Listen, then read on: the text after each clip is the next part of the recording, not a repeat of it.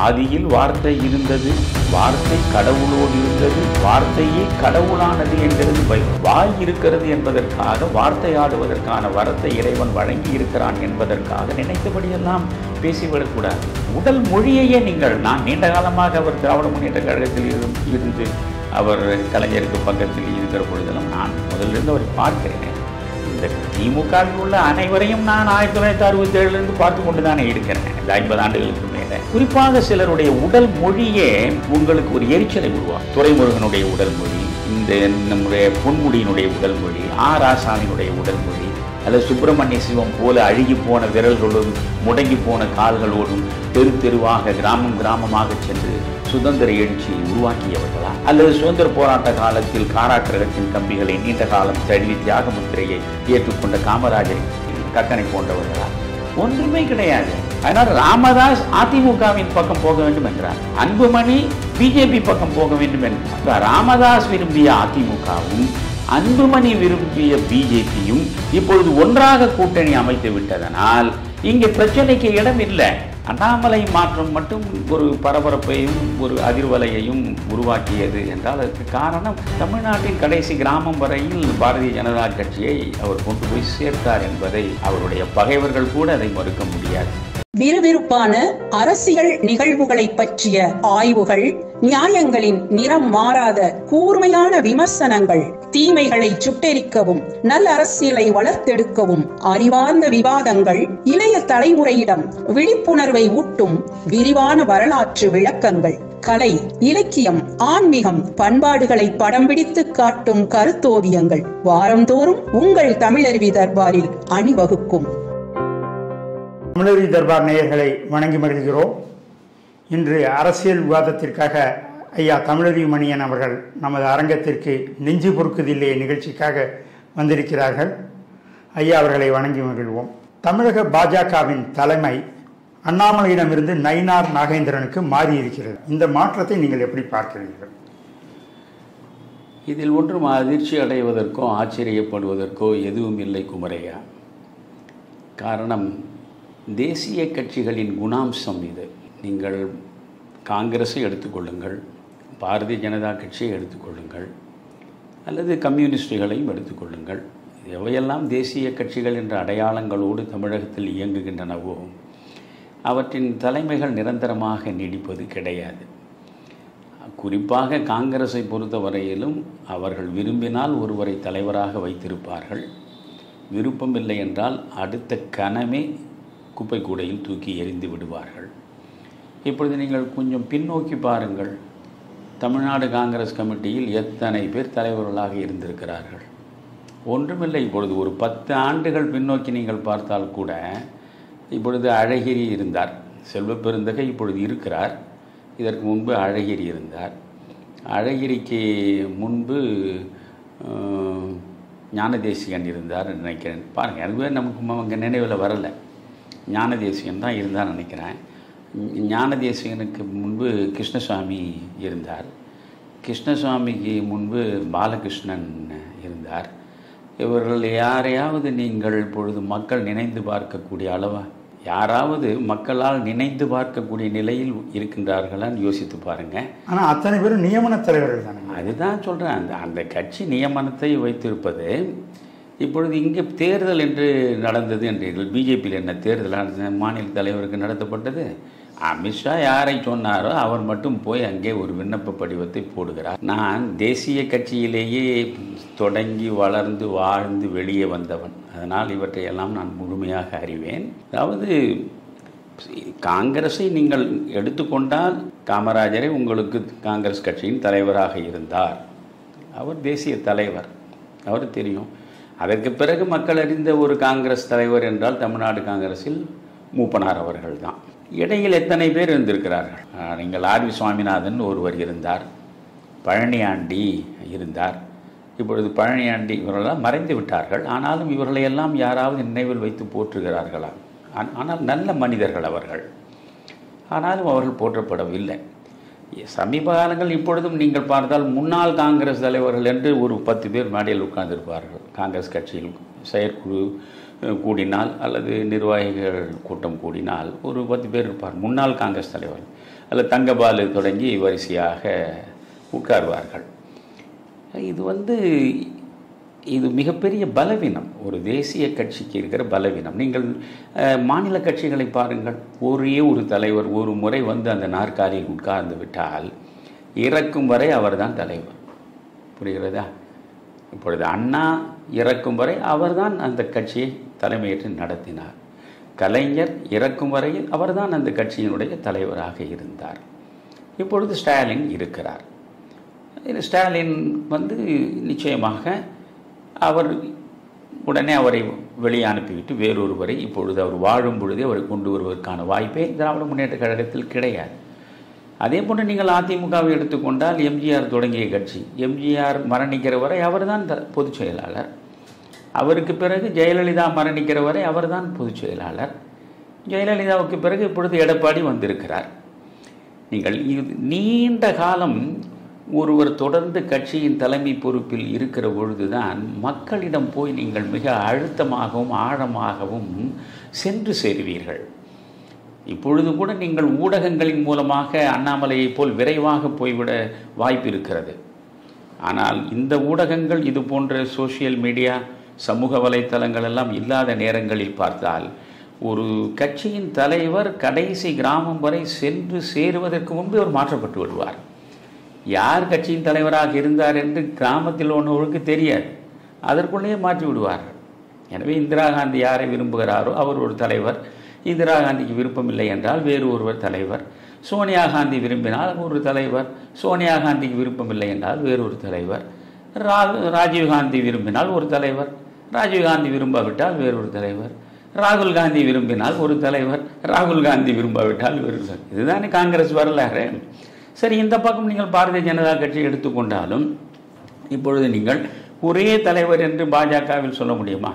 தொடக்க காலத்தில் தமிழ்நாட்டில் பாரதிய ஜனதா கட்சியினுடைய சுவடுகள் கூட சரியாக பதியாத நேரத்தில் ஜனா கிருஷ்ணமூர்த்தியை தான் தெரியும். ஏனென்றால் அவர் தான் ஒவ்வொரு தேர்தலிலும் இந்த அகல் விளக்கு சின்னத்தில் அவர் நிற்பார்.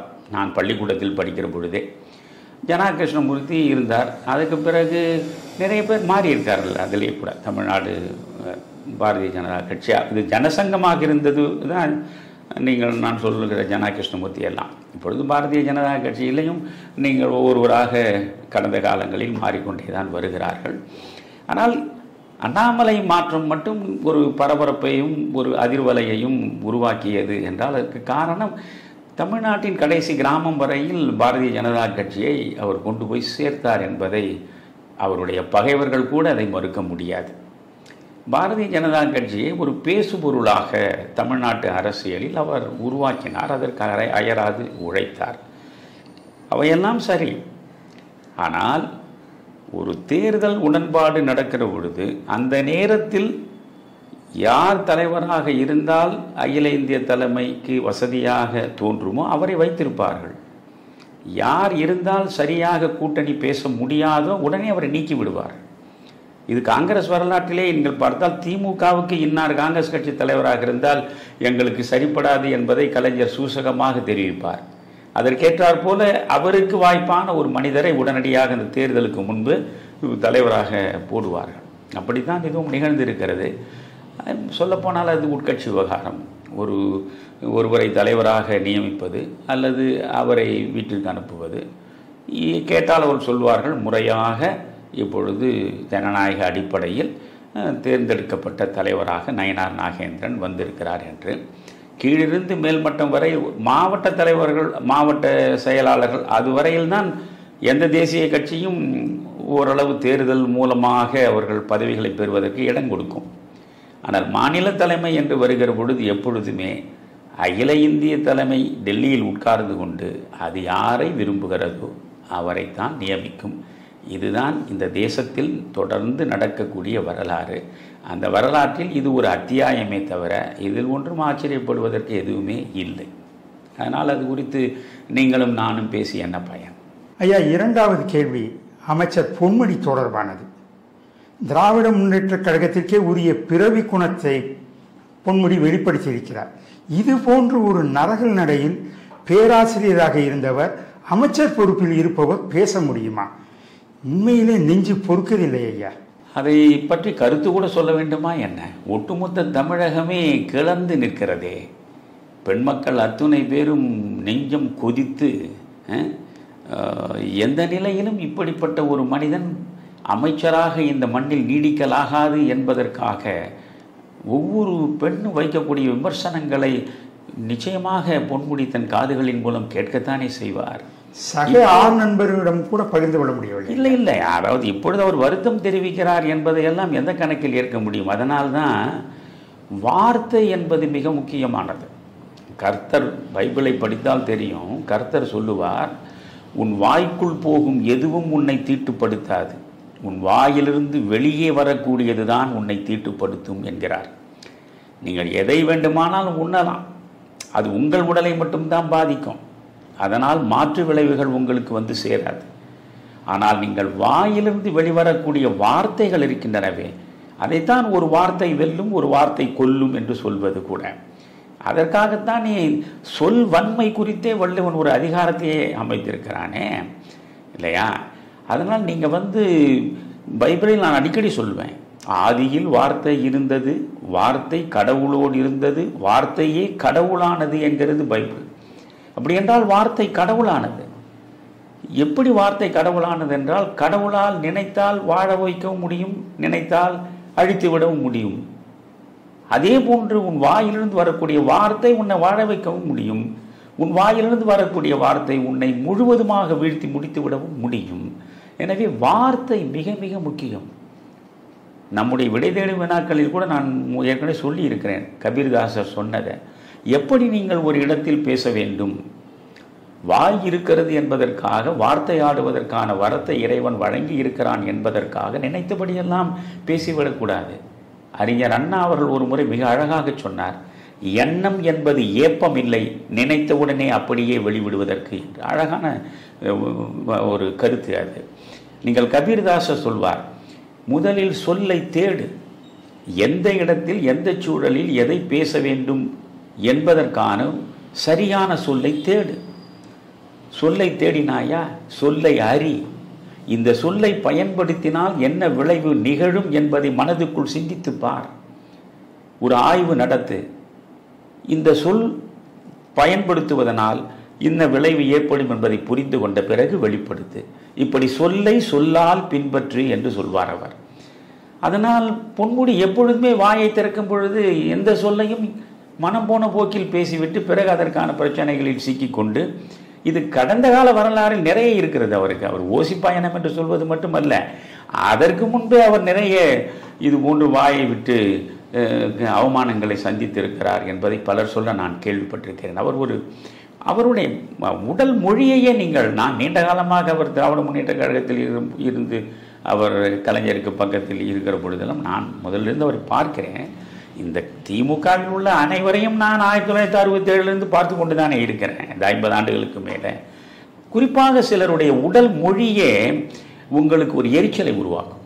துரைமுருகனுடைய உடல் மொழி, இந்த நம்முடைய பொன்முடியினுடைய உடல் மொழி, ராசாவினுடைய உடல் மொழி, இவற்றையெல்லாம் உங்களால் பார்க்கிற பொழுதே உங்களுக்கு ஒரு இனம் புரியாத ஒரு எரிச்சலை அவர்கள் மீது ஏற்படுத்தும். அந்த உடல் மொழி அப்படி இருக்கும். இப்பொழுது திமுகவில் தான் தெங்கம் தென்னரசு இருக்கிறார். நீங்கள் தெங்கம் தென்னரசை பார்க்கிற பொழுது உங்களுக்கு அந்த எரிச்சல் வராது. அவருடைய தோற்றம், அவருடைய அணுகுமுறை, அவர் பேசும் விதம், எனக்கு தெங்கம் தென்னரசு என நண்பரா, இல்லை இவர்கள் அனைவரும் எனக்கு பகைவர்களா? ஒன்றும் கிடையாது. ஒரு மனிதன் தன்னை எப்படி செதுக்கிக் கொள்ள வேண்டும், சமூக வாழ்வுக்கு வந்துவிட்ட பிறகு எப்படி தன்னை வெளிப்படுத்த வேண்டும் என்று ஒரு முறையை மக்கள் எதிர்பார்க்கிறார்கள். ஆனால் இவர்களெல்லாம் அராஜகவாதிகள். ஏனென்றால் இவர்கள் என்ன செக்கிடித்த செம்பல்களா? வஉசியை போன்றவர்களா? அல்லது பாரதியை போன்று பட்டினி கிடந்து தேசத்திற்காகவே பாடி பாடி தேச பெருநெருப்பை ஊட்டியவர்களா? அல்லது சுப்பிரமணிய சிவம் போல அழுகி போன விரல்களோடும் முடங்கி போன கால்களோடும் தெரு தெருவாக கிராமம் கிராமமாக சென்று சுதந்திர எழுச்சியை உருவாக்கியவர்களா? அல்லது சுதந்திர போராட்ட காலத்தில் காராக்கிரகத்தின் கம்பிகளை நீண்ட காலம் தழுவி தியாக முத்திரையை ஏற்றுக்கொண்ட காமராஜரை கக்கனை போன்றவர்களா? ஒன்றுமே கிடையாது. விளையாட்டாக அரசியல் நடத்த வந்தவர்கள். சீட்டாடி கொண்டே சிரித்தபடி பொழுதுபோக்காக அரசியல் நடத்தியவர்கள் இவர்களுக்கு அரசியல் என்பது ஒரு பொழுதுபோக்கு தான். நான் இதை சொல்வது கொஞ்சம் கூடுதலாக நீங்கள் நினைக்கலாம், இதுதான் உண்மை. அவர்களிடம் ஒரு மிகப்பெரிய மக்கள் சார்ந்த ஒரு நலன், அந்த நலனை உருவாக்க வேண்டும் என்பதற்கான உந்துதல், அந்த உந்துதலை தோற்றுவிக்கக்கூடிய உணர்ச்சி, அந்த உணர்ச்சியினால் விளையக்கூடிய எழுச்சி என்பதெல்லாம் எதுவும் கிடையாது. அவர்கள் போகிற போக்கில் அவர்களுக்கு மாலை நேரத்தில் ஒரு மேடை வேண்டும், பொழுது போக வேண்டும். ஒன்று பகலெல்லாம் உறங்குவார்கள் அல்லது சீட்டாடுவார்கள். மாலை நேரம் வந்ததும் எங்காவது ஒரு மைக்கை பிடித்து கொண்டு அலங்கார மொழியில் அவர்கள் பேசுவார்கள். இதை ஒரு கலையாக கற்று வைத்திருந்தார்கள். இப்படி பேசிக்கொண்டே இருந்தார்கள். அவருடைய பேச்சில் மக்கள் மயங்கினார்கள். அந்த மயக்கத்தின் விளைவை இப்பொழுது தொடர்ந்து அனுபவித்துக் கொண்டிருக்கிறார்கள். எனவே அவரை பற்றி பேசுவதில் ஒன்றும் இல்லை. அதாவது முன்பெல்லாம் மிக மோசமான நரகல் நடையில் பேசுவதற்கு சில பேச்சாளர்களை கலைஞர் எப்பொழுதும் உருவாக்கி வைத்திருப்பார். புரிகிறதா? அதற்கென்றே ஒரு தீப்பொறி ஆறுமுகம் இருப்பார், அதுக்கென்று ஒரு வெற்றி கொண்டான் என்று இருப்பார். ஸ்டெல்லா என்று ஒரு பெண்மணி இருந்தார் நினைக்கிறேன் நான், வன்னை ஸ்டெல்லா. இப்படி ஏராளமானவர்கள், அது ஒரு படையே இருக்கும். அது அவர்களுக்கு காது கொடுத்து ஒரு நாகரிகம் சார்ந்த மனிதனால் ஒரு நொடி கூட கேட்க முடியாத வார்த்தைகளால் அவர்கள் மாற்றுக் கட்சியினரை அர்ச்சனை செய்வார்கள். இப்பொழுது கலைஞர் அது போன்று செய்வார் என்றெல்லாம் நான் சொல்ல மாட்டேன். கலைஞர் சட்டமன்றத்தில் அனந்தநாயகியை பற்றி ஒரு முறை பேசும் பொழுது கொஞ்சம் கீழிறங்கி ஒரு வார்த்தை விட்டார் என்று சொல்வார்கள். அதே போல் அண்ணா ஒரு முறை நடிகை பானுமதிக்கு பற்றி கேள்வி வந்த பொழுது கொஞ்சம் ரொம்ப கீழிறங்கி பேசினார் என்பது, இது அங்கும் இங்குமாக எங்கோ அரிசியில் 1-2 கல் இருப்பதை போல அவர்களுடைய பேச்சுக்களில் நீங்கள் பார்க்கலாம். இது அப்படி இல்லை. அரிசி மூட்டை என்று பெயரை தவிர அரிசி மூட்டைகள் எங்கோ 1-2 அரிசி இருக்கும், மற்றபடி எல்லாம் கல் தான். அது மாதிரியான கட்சியாக அது ஆகிவிட்டது. அந்த கட்சியில் ஒரு யோகியனை, ஒரு நேர்மையாளனை, ஒரு நல்ல சிந்தனையாளனை, ஒழுக்கம் சார்ந்தவனை, அறம் சார்ந்த வாழ்வியல் கொண்டவனை இல்லவே இல்லை என்று நான் சொல்ல முடியாது. இருக்கலாம், ஆனால் எண்ணிக்கையில் மிக மிக குறைவாகிவிட்டார்கள். அதனால இதில் ஒரு மூட்டை முழுவதும் நெல் மூட்டை என்று சொல்லுவான், நெல்லுக்குள்ளே பார்த்தால் 10 நெல் இருக்கும், 100 கல் இருக்கும் என்கிற நிலை தான் இன்றைக்கு திமுகவில். இது எனக்கு ஆச்சரியப்படுத்தவும் இல்லை, எனக்கு அதிர்ச்சியை தரவும் இல்லை. இது ஸ்டாலினுக்கே அதிர்ச்சி தரவில்லையே. அப்படி ஒரு அதிர்ச்சியை அவருக்கு தந்திருந்தால் அடுத்த நொடியே அவர் அமைச்சர்கள் பொறுப்பிலிருந்து நீக்கி இருக்க வேண்டாமா? கட்சி பொறுப்பு நீக்கினது, கட்சி பொறுப்பிலிருந்து நீக்குவதனால் மக்களுடைய மனக்காயம் எப்படி ஆறிவிடும்? ஒரு அமைச்சர் என்பவர் அவர் கலெக்டிவ் ரெஸ்பான்சிபிலிட்டி. நீங்கள் ஒரு மந்திரி சபையில் ஒருவர் தவறிழைத்தாலும் அது ஒட்டுமொத்த அமைச்சரவையையும் பாதிக்கக்கூடியது. எனவே இப்படி ஒரு அமைச்சர் இப்படி தரங்கட்ட முறையில் பொது மேடையில் நின்று, அதுவும் பெண் மக்கள் இருக்கிற இடத்தில் இப்படியெல்லாம் பேசியிருக்கிறார். பேச்சாது வெறும் சைகையோடு சேர்ந்து தமிழ்நாட்டில் தொன்று தொட்டு விளங்கக்கூடிய 2 சமயங்களை முன்னிறுத்தி அந்த சமயங்களின் சின்னங்களை வைத்துக்கொண்டு இப்படி ஒரு சீரழிவான சிந்தனை ஒரு அமைச்சருக்கு வரும் என்று சொன்னால் அவர் அந்த நாற்காலியில் நீடிப்பதை விட மிக மோசமான ஒரு சாபம் இந்த மண்ணுக்கு இருக்க முடியாது. இதற்காக அசைந்து கொடுக்கிறாரா ஸ்டாலின்? உயர்நீதிமன்றம் செந்தில் பாலாஜியை நீங்கள் அமைச்சராக வைத்திருப்பது தார்மீகத்துக்கு தகாது என்று சொன்ன பிறகும் அவர் செந்தில் பாலாஜியை அனுப்பி வைத்தாரா? உச்ச நீதிமன்றம் ஒன்று நீங்கள் அமைச்சராக இருக்க விரும்புகிறீர்களா, இல்லை நீங்கள் அதிலிருந்து விடுபடுகிறீர்களா, முதலில் எங்களுக்கு அதை தெளிவுபடுத்துங்கள் என்று திரும்ப திரும்ப கேட்கிற பொழுது அந்த ஒரு தர்ம சங்கடமான சூழல் அமைச்சரவைக்கு வேண்டாம் என்று கருதி செந்தில் பாலாஜியை உடனடியாக அமைச்சர் பொறுப்பிலிருந்து ஸ்டாலின் விலக்கினாரா? கிடையாது. எனவே இது அந்த கட்சியினுடைய உதிரத்தில் முழுவதுமாக கலந்து விட்ட விஷயம். இது போன்ற அநாகரிகமான சம்பவங்கள், அநாகரிகமான பேச்சுக்கள், அவதூறுகள் நீங்கள் ஒன்றுமே இல்லை. இப்பொழுது அவர் ஒரு ஐடி விங் ஒன்று வைத்துக் கொண்டிருக்கிறார்கள் வைத்துக்கலாம்.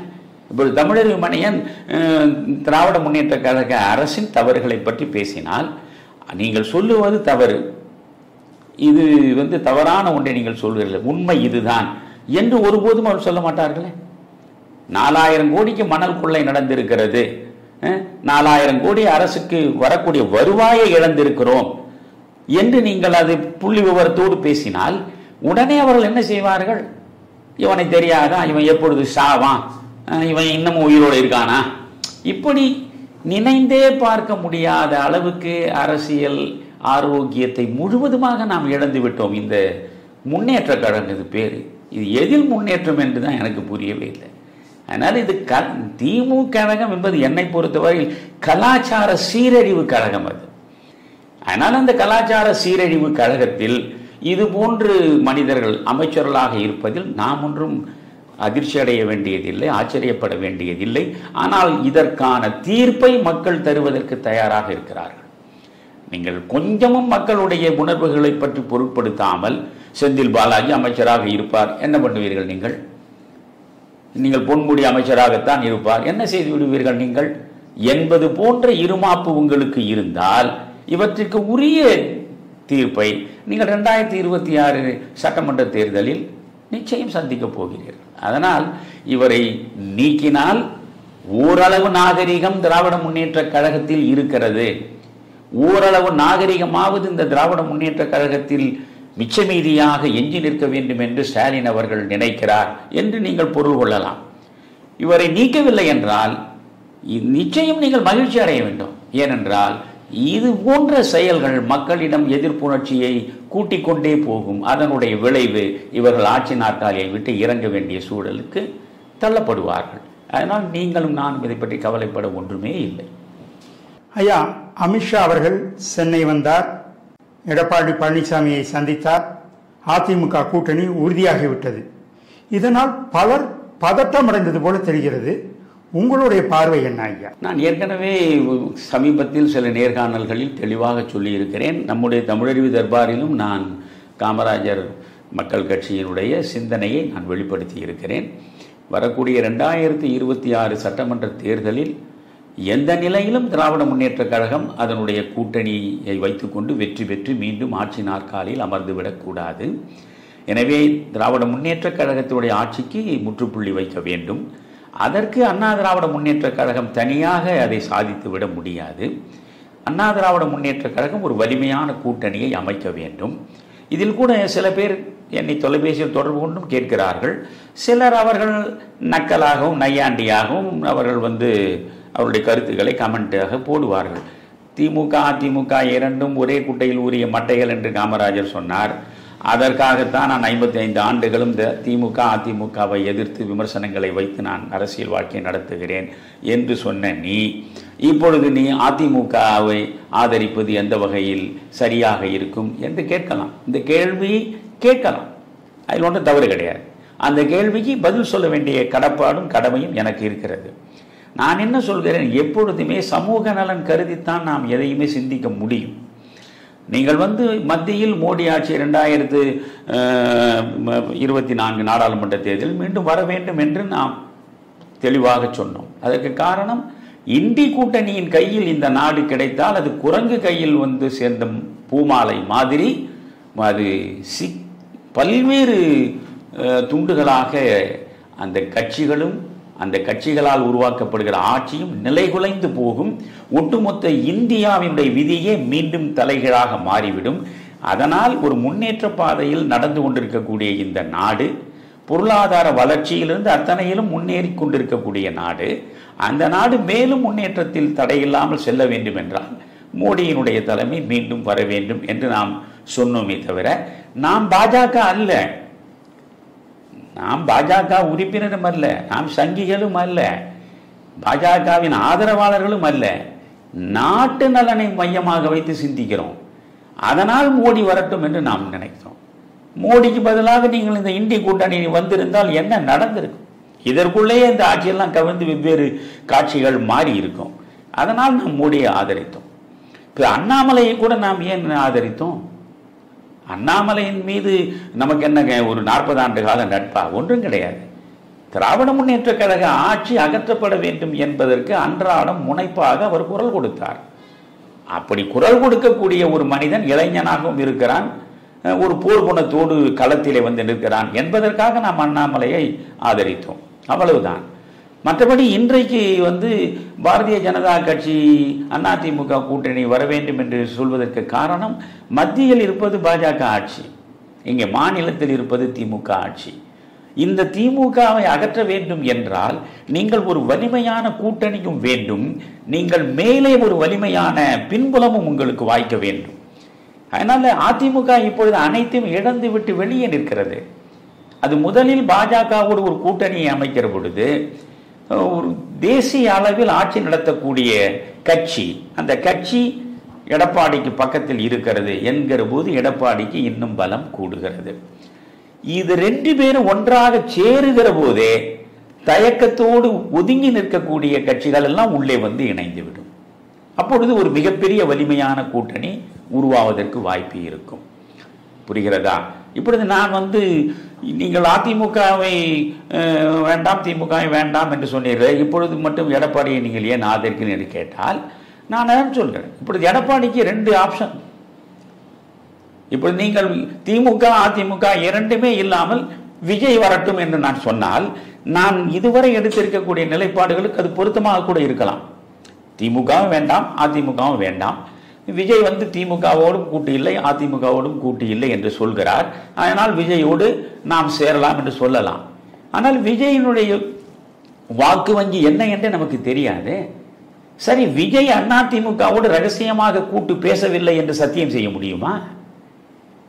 இவர்கள் எல்லாம் வெளியே போடுகிற வேஷம் வேறு, உள்ளே நடக்கிற நடவடிக்கைகள் வேறு. அதனால்தான் ஒரு நேர்காணல் நான் சொன்னேன், பைபிளில் மீண்டும் சொல்கிறேன், கர்த்தர் சொல்கிறார், நம்ம அத்தனை பேரையும் பார்த்து இங்க இருக்கக்கூடிய மனிதர்கள் வெள்ளையடிக்கப்பட்ட கல்லறைகள் என்கிறார். கல்லறை, நீங்கள் எந்த கல்லறை சர்ச்சார்ட்ல போய் பாருங்க, கிரேவியார்ட்ல கல்லறைகள் பார்த்தால் மார்பிள் ஸ்டோன்ல இருக்கும், பளிங்கு கற்கள்ல அழகாக அதை அமைத்திருப்பார்கள். சில கல்லறைகள் மீது நல்ல சிலையெல்லாம், குழந்தை சிலை அதையெல்லாம் கூட வைத்திருப்பார், பார்க்க ரம்மியமாக இருக்கும். ஆனால் அந்த கல்லறைக்குள் என்ன இருக்கிறது? இறந்தவனுடைய சடலம் அழுகி எலும்பும் கூலமுமாகத்தான் இருக்கிறது. உள்ளே இருப்பது அழுகிய உடல், எலும்பு கூடு. ஆனால் அதை மறைத்து கொண்டிருப்பது ஒரு பளிங்கு நிறத்தில் பெட்டி, சுவர். அது வெள்ளையடிக்கப்பட்ட கல்லறை. அதுபோன்றுதான் மனிதர்கள் அகத்தில் கருத்தும் புறத்தில் வெளுத்தும் காட்சி தரக்கூடியவர்களாக இருக்கிறார்கள். பெரும்பாலான அரசியல்வாதிகளுக்கு இந்த இலக்கணம் அப்படியே பொருந்தும். துரதிர்ஷ்டவசமாக 100% அரசியல்வாதிகள் வெள்ளையடிக்கப்பட்ட கல்லறைகள் தான், கர்த்தர் பாஷையில் சொல்வதென்றால். இப்பொழுது விஜய் கட்சியை சார்ந்தவர்கள் அண்ணா திராவிட முன்னேற்ற கழகத்தோடு மறைமுகமாக கூட்டணி பேரத்தில் ஈடுபடவே இல்லை என்று உங்களால் சொல்ல முடியுமா? எடப்பாடி முயன்று பார்க்கவில்லை என்று உங்களால் சொல்ல முடியுமா? எடப்பாடிக்கு இருந்தது 2 ஆப்ஷன் தான். ஒன்று, நாம் பிஜேபியோடு எந்த நிலையிலும் கூட்டணி இல்லை என்று சொல்லி இருக்கிறோம், சிறுபான்மை மக்கள் ஆதரவை பெற வேண்டும் என்று அதற்காகத்தான் நாம் இந்த முடிவை எடுத்தோம். ஆனால் இப்பொழுது சிறுபான்மை மக்கள் நாம் நினைத்தபடி நம் பக்கத்தில் நிற்கவில்லை. பிஜேபியோடு போவதென்றால் நாம் ஏற்கனவே இனி கூட்டு இல்லை என்று சொன்னோமே, மீண்டும் எப்படி போவது என்று ஒரு பக்கம் அவருக்கு மன தயக்கம் இருக்கும். அதனால விஜயோடு போவது என்பது பிரச்சனைக்கு இடமில்லை என்று அவர் விஜயோடு போவதற்கு அடியே மேஜைக்கு அடியே வேலை நடப்பது போல அவர்கள் வேலையை தொடங்கி இருக்கலாம், பேச்சுவார்த்தையை நடத்தி இருக்கலாம். ஆனால் அது சரிப்பட்டு வராத ஒரு நிலை ஒரு பக்கமாக இருக்கிற போது விஜயை வைத்துக்கொண்டு ஒன்றும் செய்ய முடியாது. இப்பொழுது நீங்கள் பாரதிய ஜனதா கட்சியை நேற்றது நோட்டாவை விட மோசமான கட்சி, அது எங்கே இருக்கிறது என்று பூத கண்ணாடியில் பார்க்க வேண்டும் என்றெல்லாம் கேலி பேசினோம். ஆனால் அது அண்ணாமலை புண்ணியத்தில், அந்த மனிதனுடைய கடுமையான உழைப்பில் நீங்கள் 12 விழுக்காடு வாக்கு வங்கி அளவுக்கு அது வந்துவிட்டது. அப்படி என்றால் இதற்கு ஒரு 12 விழுக்காடு வாக்கு வங்கி இருக்கிறது. அதிமுகவுக்கு 20 to 21 விழுக்காடு வாக்கு இருப்பதை சமீபத்தில் நடந்த நாடாளுமன்றத்தில் நிரூபித்திருக்கிறது. அப்படி என்றால் இது ரெண்டும் சேருகிற பொழுதே 30 விழுக்காடுக்கு மேலே போய்விட்டது, 32 விழுக்காடுக்கு மேலே போய்விட்டது. பிறகு நீங்கள் பாட்டாளி மக்கள் கட்சியிலிருந்து தேமுதிக தமாகவிலிருந்து எல்லா கட்சிகளும் ஒரு வலிமையான கூட்டணியாக அமைப்பதற்கான வாய்ப்பு இருக்கிறது.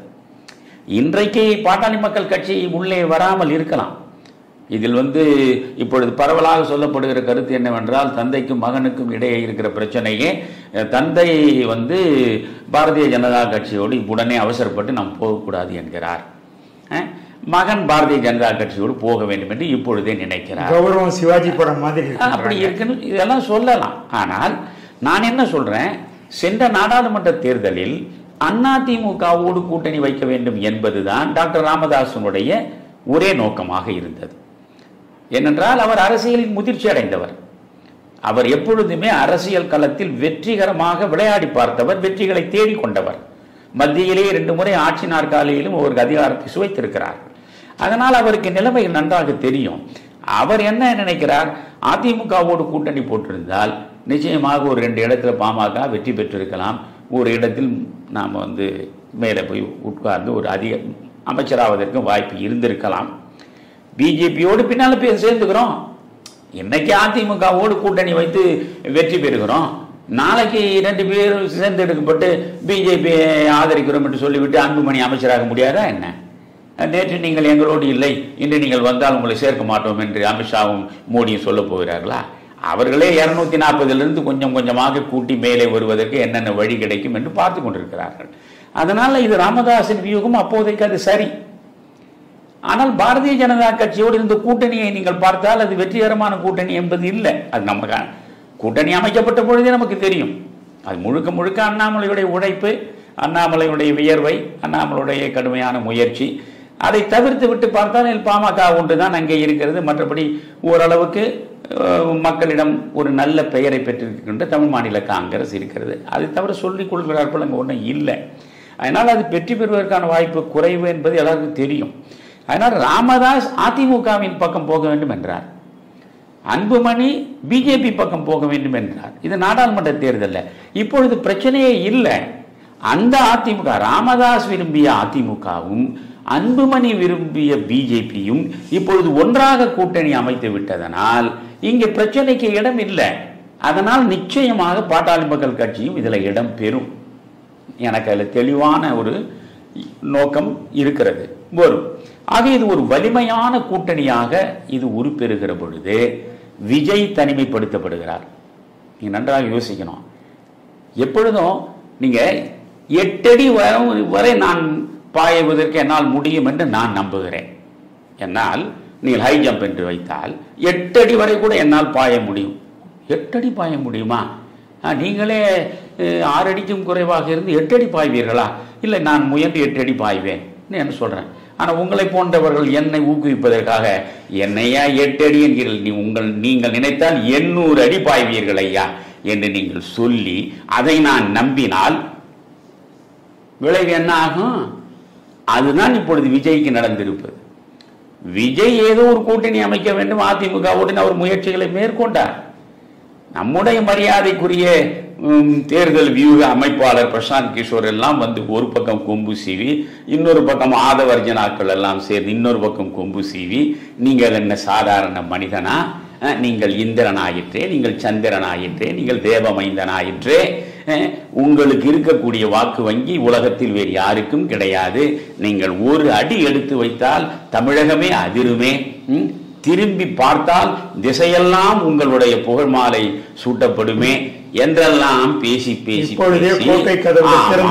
நீங்கள் தான் முதலமைச்சர், அதாவது செயின்ட் ஜார்ஜ் கோட்டை கதவு திறக்கும், நீங்கள் உட்கார போகிறீர்கள், அவ்வளவுதான். இதற்கு இடையில் 1 ஆண்டு இருக்கிறது என்றெல்லாம் சொல்லி அவரை உசுப்பேற்றி இன்றைக்கு அவர் தன்னுடைய நிலையை எப்பொழுதுமே தன் நிலையை குறைத்து மதிப்பிடுவதும் தவறு. அதே நேரத்தில் அதிகமான மதிப்பீடுக்கு உள்ளாவது மிகப்பெரிய தவறு.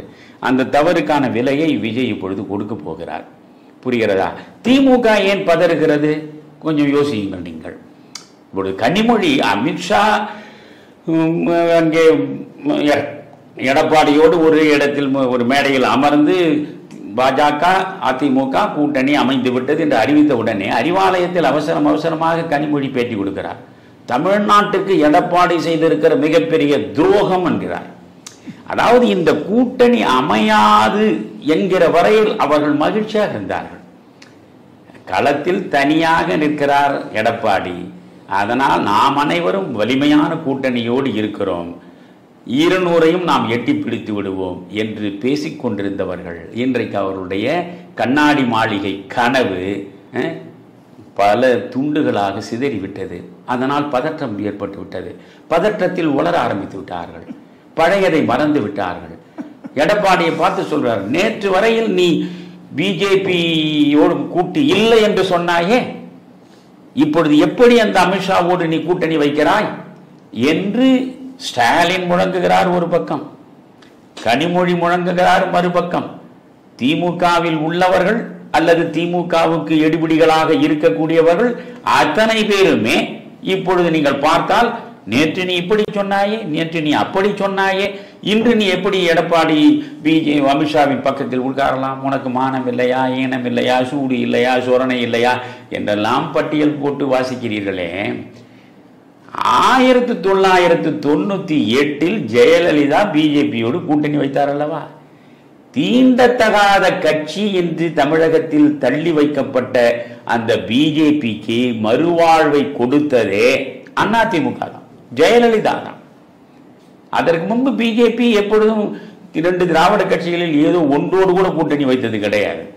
அது ஊர் பேர் தெரியாத 4-5 கட்சிகளை ஒன்றாக சேர்த்து வைத்துக் கொண்டு ஒரு கூட்டணி அமைத்து எல்லா இடங்களிலும் டெபாசிட் காலியாகி அது படுத்தபடி கிடக்கும். ஒரு படுக்கையில் நோயாளி போல் காட்சி தந்து கொண்டிருந்த அந்த கட்சிக்கு ஒரு வடிவம் கொடுத்து அதை தமிழகத்தில் ஒரு உருவத்தையும் கொடுத்து ஆளாக்கி நடமாட விட்டது 1998 ஜெயலலிதா நாடாளுமன்ற தேர்தலில் உருவாக்கிய கூட்டணி. அந்த கூட்டணியில் தான் பிஜேபி வந்தது. கலைஞர் என்னென்ன பேசினார். அதாவது வரலாறு கவனிக்கப்பட வேண்டும் அமைச்சரே என்று இம்சையரசன் புலிகேசி பேசுவார் வடிவேலு. கனிமொழி, வரலாறு கவனிக்கப்பட வேண்டும், வரலாறை கொஞ்சம் திரும்பி பாருங்கள்.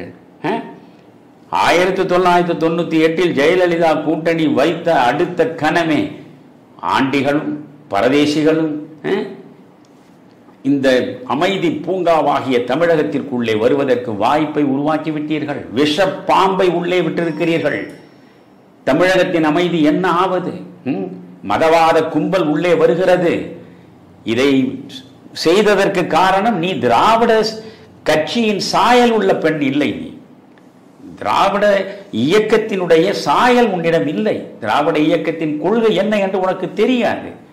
அதனால் நீ முற்றிலும் முரணாக இப்படி ஒரு கூட்டணியை அமைத்திருக்கிறாய். இந்த ஆண்டி பண்டாரங்கள் பரதேசிகள், ஐயோ சொல்ல முடியாத அவருடைய பராசக்தி மனோகரா வசனங்களை எல்லாம் அள்ளி விட்டார். 1998 365 நாள் முடியவில்லையே கனிமொழி. உங்களுடைய தந்தை இவ்வளவு ஏளனமாக இவ்வளவு கேவலமாக இழித்தும் படித்தும் இந்த பாரதிய ஜனதா கட்சி விமர்சனம் செய்து 365 நாள் முடியவில்லை. 1999 வந்த நாடாளுமன்ற தேர்தலில் அந்த பாரதிய ஜனதா கட்சியோடு தானே நீங்கள் கூட்டணி வைத்தீர்கள். அந்த பாரதிய ஜனதா கட்சியோடு கூட்டணி வைத்தீர்கள். பிறகு சட்டமன்ற தேர்தலிலும் அந்த பாரதிய ஜனதா கட்சியோடு தானே கூட்டணி வைத்தீர்கள்.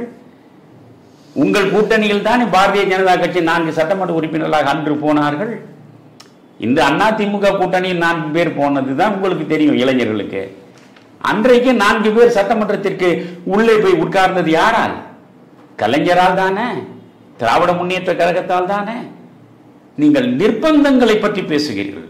அமித்ஷாவும் மோடியும் கொடுத்த நிர்பந்தத்தினால் நிலை தடுமாறி இன்றைக்கு மானமிழந்து மதி இழந்து மேடையில் போய் பக்கத்திலே உட்கார்ந்து கொண்டிருக்கிறீர்களே எடப்பாடி என்று கேட்கிறீர்களே. 2011 தேர்தல் நிலவரம் என்ன? 2011 திராவிட முன்னேற்ற கழகத்திற்கும் காங்கிரசுக்கும் ஏறக்குறைய இணக்கமே இல்லாத ஒரு சூழல் உருவாகிவிட்டது. திராவிட முன்னேற்ற கழகத்தில் மிக அதிகமான தொகுதிகளை அவர்கள் கேட்கிறார்கள் என்கிற நிலையில் அவ்வளவு தொகுதிகளை என்னால் தர முடியாது என்று கலைஞர் மறுத்துவிட்டார். அப்படி ஒரு முரண்பட்ட நிலையில் திராவிட முன்னேற்ற கழகத்தின் உயர்மட்ட குழு கூடி காங்கிரஸ் கட்சியோடு எங்களுக்கு எந்த தொடர்பும் கிடையாது, நாங்கள் இஷ்யூ பேஸ்டு சப்போர்ட், இப்போ நீங்கள் வைக்கக்கூடிய ஆட்சியில் வைக்கக்கூடிய ஒவ்வொரு அம்சத்திலும் அது சரியானதா தவறானதா என்று பார்த்து அதன் அடிப்படையில் எங்களுடைய ஆதரவை வழங்குவோம் என்று உயர்மட்ட குழுவில் தீர்மானம் நிறைவேற்றியிருக்கிறீர்கள். திமுகவினுடைய கடந்த கால பேரெட்டு பக்கங்களை எல்லாம் புரட்டுங்கள். அதில் உங்கள் உயர்மட்ட குழு சட்டமன்றத்தில் எத்தனை தீர்மானம் ஏற்றுகிறீர்கள், அதுபோல உங்கள் திமுகவில் எத்தனை தீர்மானம் ஏற்றுகிறீர்கள், உயர்மட்ட குழுவில் நீங்கள் தீர்மானம் ஏற்றுகிறீர்கள்.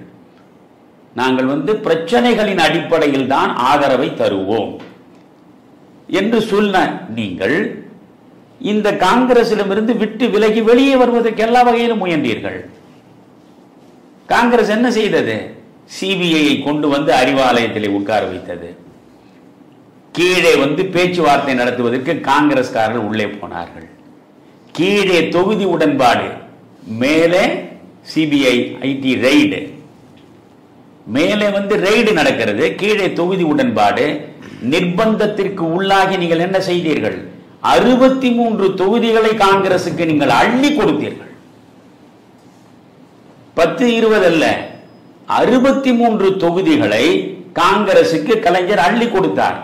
அப்பொழுதே கலைஞருக்கு தெரியும், நீங்கள் அதிகமான தொகுதிகளை காங்கிரசுக்கோ பாஜகவுக்கோ அள்ளி கொடுத்தால் அந்த இடங்களில் திராவிட கட்சிகளுக்கு இருக்கக்கூடிய வெற்றி வாய்ப்பு அவர்களுக்கு இருக்குமா என்பது ஐயத்திற்குரியது என்று நினைத்த கலைஞர் 63 இடங்களை கொடுக்கிறோம், அவ்வளவுதான் இந்த முறை ஆட்சி என்றுதான் நினைத்தார்.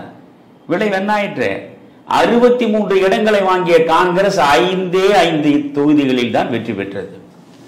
5 தொகுதிகள் தான் 2011 அவர்கள் வெற்றி பெற்றார்கள். வெறும் 5 தொகுதி. திமுக கழகம் 23 தொகுதிகளில் மட்டும்தான் வெற்றி பெற்றது. புரியுதுங்களா? பாட்டாளி மக்கள் கட்சி 3 தொகுதிகள் தான் வெற்றி பெற்றது. கூட இருந்த விடுதலை சிறுத்தைகளுக்கு ஒரு இடமும் கிடைக்கவில்லை. இதுதான் அன்றைய 2011 சட்டமன்ற நிலவரம். அண்ணா திமுக அமைத்த கூட்டணியில் சிபிஐ இருந்தது, சிபிஎம் இருந்தது. அண்ணா திமுக கூட்டணியை நீங்கள் பார்த்தால் விஜயகாந்த் இருந்தார், அதில் மிகப்பெரிய வலிமையான சக்தியாக.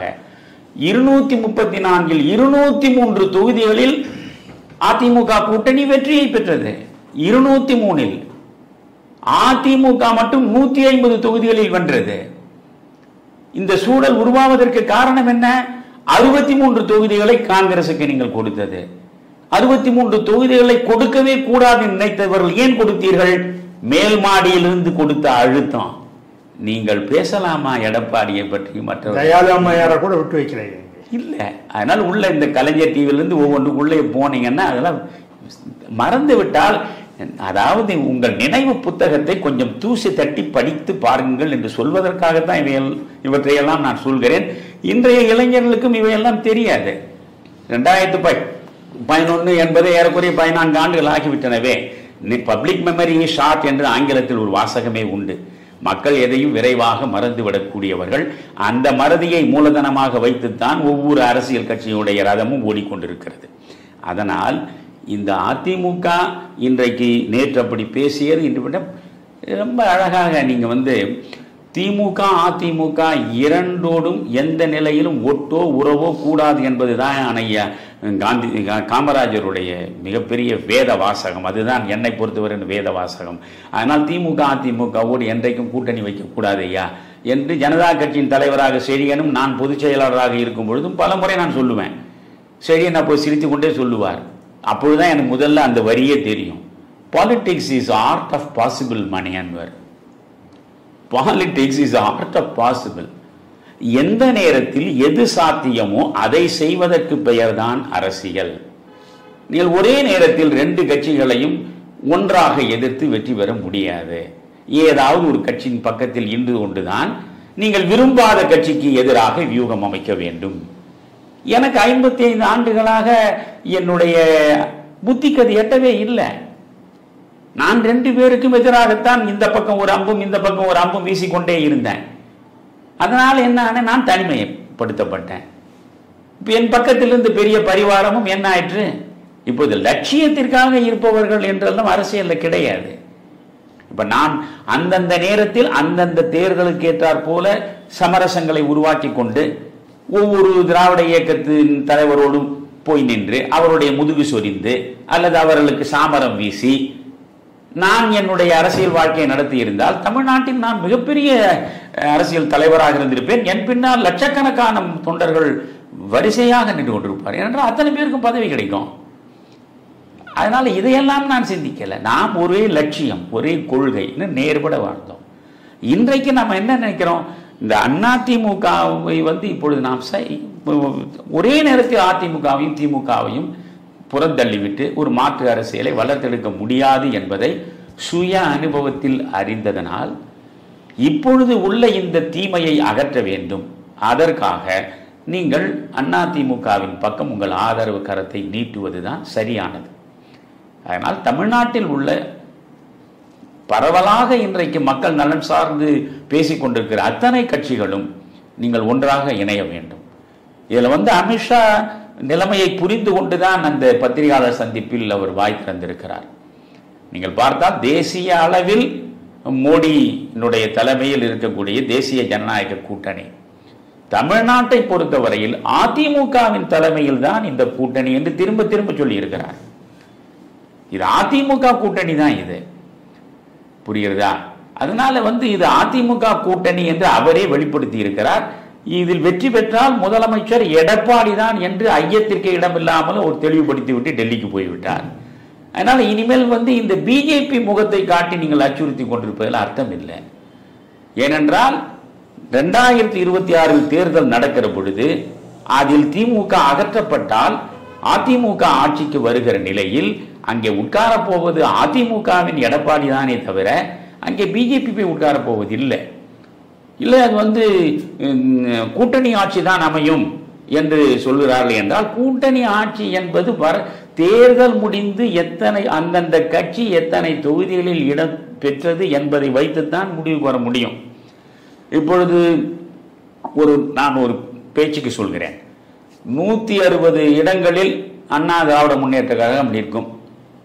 160 இடங்களுக்கு கீழே அது நிற்காது. 160 இடங்கள் என்கிற பொழுதே நீங்கள் ஏறக்குறைய 74 இடங்கள், 160 40 74 தொகுதிகளை அது பிற கட்சிகளுக்கு கொடுத்தாலும் கூட 160 இடங்கள் நிற்கிறது. 120 இடங்களில் வெற்றி பெற்று விட்டது என்று வைத்துக் கொள்ளுங்கள். அப்படி யாருடைய தயவும் தேவையில்லையே. அது அதிமுக தனியாக ஆட்சி அமைப்போம் என்று எடப்பாடி சொன்னால் அமித்ஷாவும் மோடியும் சேர்ந்து இல்லை இல்லை கூட்டணியில் எங்களுடைய ஆட்களும் இருக்க வேண்டும் என்று வற்புறுத்த முடியாது. அரசியலமைப்பு சட்டப்படி வற்புறுத்த முடியாது. ஆனால் நீங்க பார்த்தீங்கன்னா இப்ப ஜோதிபாசு அவர் கூட்டணி அவர் ஒற்றைமை கம்யூனிஸ்டுகள் வெற்றி பெற்றாலும் கூட அவர் கூட்டணியில் இடம் கொடுப்பார். கூட்டணி கூட இருந்தவர்கள் ஆட்சி பீடத்தில் உட்கார்வதற்கு இடம் கொடுப்பார். அதுபோல எடப்பாடி நினைத்தால் பிஜேபியும் இருக்கட்டும் மற்ற கட்சிகளும் இருக்கட்டும் நினைத்தால் அது வேறு கதை. அல்லது ஒரு ஹங் அசம்பிளி தொங்கு சட்டமன்றமாக ஒரு பக்கம் அதிமுக கூட்டணி, ஒரு பக்கம் திமுக கூட்டணி, ஒரு பக்கம் விஜய் அல்லது விஜய் அமைக்கக்கூடிய கூட்டணி என்ற நிலையில் எந்த பக்கம் முடிவெடுப்பது என்று தெளிவில்லாமல் இங்கும் அங்குமாக வாக்குகள் சிதறி ஒரு தொங்கு சட்டசபை வந்தால் நிலைமை வேற. இவற்றையெல்லாம் இன்று பேசலாகாது.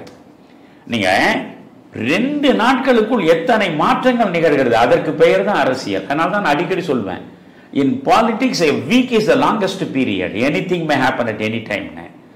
நீங்க 2 நாள், ஒரு 2 நாளுக்கு முன்ன நான் தான் தலைவர், அன்புமணி செயல் தலைவர்னு பாட்டாளி மக்கள் கட்சியில் ஒரு புதிய குழப்பத்தை உருவாக்குவார்கள் என்று நீங்கள் எதிர்பார்த்தீர்களா? நிச்சயமா. ஒரு 2 நாள் 3 நாளுக்கு முன்ன பிஜேபி அமித்ஷாவும் ஒன்றாக சேர்ந்து மேடையில் உட்கார்ந்து இந்த கூட்டணியை உறுதிப்படுத்தி விடுவார்கள் என்று நிச்சயமா உங்களால் சொல்ல முடியுமா? எதிர்பார்க்க முடியாது.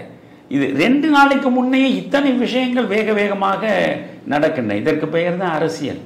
அதனால எதுவும் நிகழலாம். அதனால நாளைக்கு பிஜேபியோட கூட்டணி வைத்து அது பிஜேபி ஆட்சி கட்டிலுக்கு உள்ளே உட்கார்ந்தால் பிறகு நாடு என்ன ஆவது? என்ன ஆயினா? இப்பொழுது பிஜேபி அதிமுகவோடு கூட்டணி அமைக்கிறது.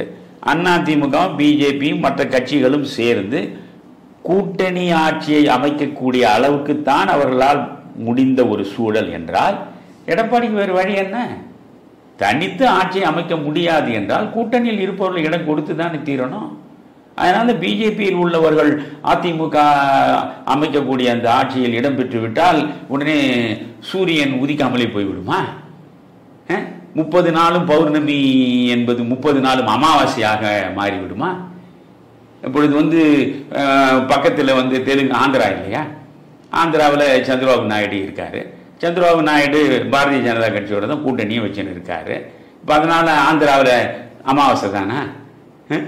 இப்போ இந்தியாவில் பெரும்பாலான மாநிலங்களை பிஜேபி தான் ஆளுகிறது. அந்த இடங்கள் எல்லாமே அமாவாசை இருட்டில் தான் சிக்கி தவிக்கிறதா? ஒரே மோடி எதிர்ப்பு, பிஜேபி மதவாத கட்சி என்று திரும்ப திரும்ப சொல்லி அந்த ஒன்றை வைத்துக் கொண்டே அத்தனை தவறுகளையும் மூடி மறைத்து இந்த மக்களை ஏமாற்றி சிறுபான்மை மக்களை தன் பக்கம் ஈர்த்து வைத்துக் கொண்டு இந்த ஆட்சி அதிகாரத்தில் தொடர வேண்டும் என்பதை தவிர திராவிட முன்னேற்ற கழகத்திற்கு வேற என்ன இருக்கிறது? இனி அந்த மாய்மாலங்கள் எல்லாம் நடக்க வரட்டும். பிஜேபி 2-3 அவர் 2-3 பேர் அமைச்சர்கள் ஆகட்டும். நல்ல திறமை உள்ளவர்கள், நேர்மையானவர்கள் அந்த அமைச்சரவையில் உட்காரட்டும். நமக்கு வேண்டியது என்ன? ஊழலற்ற ஒரு நேரிய ஆட்சி. இன்றைக்கு எடப்பாடி அதிமுக திமுகவை அகற்றிவிட்டு வர வேண்டும் என்று சொல்கிறோம். நாளைக்கு இதை விட மட்டமான ஆட்சியை எடப்பாடி கொடுத்தால் முதலில் அதை எதிர்த்து குரல் கொடுக்கக்கூடியவன் தமிழக மணியனாக தான் இருப்பான். ஆனால் நம்மை பொறுத்தவரையிலும் நேர்மையான ஆட்சி. சரி, நேற்று வரையில் அவர்கள் சுத்தமானவர்களா என்று கேட்கலாம். இங்கே யார் சுத்தமாக இருந்தீர்கள்? ஆனால் நேற்றோடு முடிந்து விட்டது. புரியுதா? இன்றைக்கு அவர்கள் வருகிறார்கள். சரி, கடந்த கால தவறுகளிலிருந்து அனுபவங்களை பெற்று அவர்கள் வருங்காலத்தில் ஒரு ஆட்சி அமைக்கிற பொழுது உண்மையிலேயே ஒரு நல்லாட்சியை வழங்க வேண்டும் என்ற நினைப்போடு நாற்காலியில் அமர்ந்து வழங்குவார்கள் என்று எதிர்பார்த்து வாக்களிப்போம். நம்பிக்கை தானே வாழ்க்கை. நம்பவே இல்லை என்றால் வாழவே முடியாது. ஆனால் எதிர்பார்த்து வாக்களிப்போம். எடப்பாடியை கொண்டு போய் முதலமைச்சராக உட்கார வைப்போம். எடப்பாடி தவறு செய்தால் எடப்பாடிக்கு எதிராக இதை விட கடுமையான விமர்சன கணைகளை அப்பொழுது வீசுவோம். அப்ப இந்த 2 கட்சிகளும் எந்த நாளும் திருந்த போறது கிடையாது. அதனால இந்த 2 கட்சிகளை இனி மக்களை முடிவெடுப்பார்கள் திரும்ப இவர்கள் தவறடைத்தார். அதனால் இப்பொழுது இருக்கக்கூடிய சூழலில் திமுகவை ஆட்சி பீடத்திலிருந்து அகற்ற வேண்டும். இந்த பொன்முடியிலிருந்து ஒவ்வொருவரும் திறக்கிற வாயை பாருங்க. இப்ப நேருவினுடைய இப்ப ஈடி உள்ள போயிருக்கான். இப்ப ஈடி என்ன அறிக்கை கொடுக்கிறான்? அத்தனை நகராட்சிகள் ஊராட்சிகள் மொத்தத்திலையும் நடந்திருக்கிற ஊழல்கள் அவை முழுவதும் இப்பொழுது பட்டியலிடப்படுகின்றன. பல கோடிகள், பல 100 கோடிகள் இதற்குள்ள கைமாறி இருப்பது எல்லாமே சட்டத்திற்கு எதிரான பண பரிவர்த்தனை, அது இது என்று எல்லா தவறுகளையும் எல்லா மனிதர்களும் செய்யக்கூடிய இடமாக அது இருக்கிற பொழுது அப்படி என்ன இவ்வளவு தவறான மலினமான மக்கள் சொத்தை சூறையாடுகிற மனிதர்கள் ஆட்சியில் இருந்துதான் தீர வேண்டும் என்று தமிழகத்து மக்கள் நினைந்து அவர்களுக்கே வாக்களிக்க வேண்டும் என்று ஏதாவது கட்டாயம் இருக்கிறதா? அதனால் இந்த முறை நிச்சயம் மாற்றம் நிகழும். திமுக கழகத்தினுடைய ஆட்சி கவிழும், ஆட்சி மாற்றம் நிகழும். இந்த இப்பொழுது அதிமுகவும் பிஜேபியும் மட்டுமே கூட்டணி அமைத்திருப்பதாக நினைக்காதீர்கள். இந்த 2 பேரும் சேர்ந்து விட்ட இந்த கணத்திலேயே தமிழகத்தில் ஏறக்குறைய முக்கியமான அத்தனை கட்சிகளும் இந்த கூட்டணிக்குள் இடம்பெறும். இந்த கூட்டணி வெற்றி வாகை சூடும். ஐயா, தெளிவான அரசியல் விளக்கங்களை உங்கள் மூலம் அறிந்து கொண்டோம். அரங்கத்திற்கு வந்து எங்களுடைய அழைப்பை ஏற்று நிகழ்ச்சியில் கலந்து கொண்டு சிறப்பித்தமைக்கு நெஞ்சார்ந்த நன்றி ஐயா. தமிழருவி தர்பார் நேயர்களே, உங்களை அடுத்த நிகழ்ச்சியில் மீண்டும் சந்திப்போம். நன்றி, வணக்கம்.